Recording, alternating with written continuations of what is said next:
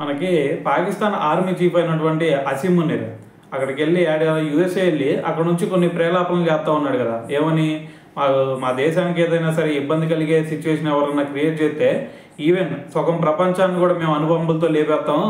మరి సింధు జలాలని వీటిని కనుక ఆపారు అంటే దాంతోపాటు కాశ్మీర్ విషయం కూడా మాకు చాలా ఇంపార్టెంట్. సింధు జలాలను ఆపటాలు, దాని మీద బ్రిడ్జ్ కడతాలు, ఇలాంటివి ఏదైనా చేశారా అంటే మరి మా క్షిపణులతో మరి ఆ బ్రిడ్జ్ను కూడా లేపేస్తాం. దాని తర్వాత మాకు ఇబ్బంది కలిగే సిచ్యువేషన్ ఏదైనా క్రియేట్ చేస్తే ఇండియా మీద కూడా అణుబాంబులు వేసేస్తాం అని చెప్పేసి యూఎస్ఏ వెళ్ళి మాట్లాడుతున్నాడు అతను.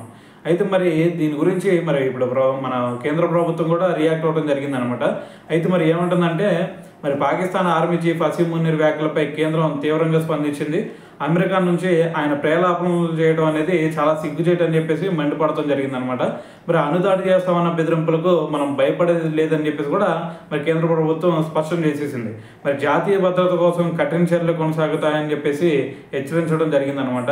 మరి అమెరికా మద్దతు ఇచ్చినప్పుడల్లా రెచ్చిపోవడం అనేది పాక్ ఆర్మీ చీఫ్కు అలవాటుగా మారిందని చెప్పేసి మరి మన భారత్ అయితే విమర్శించడం జరిగిందనమాట.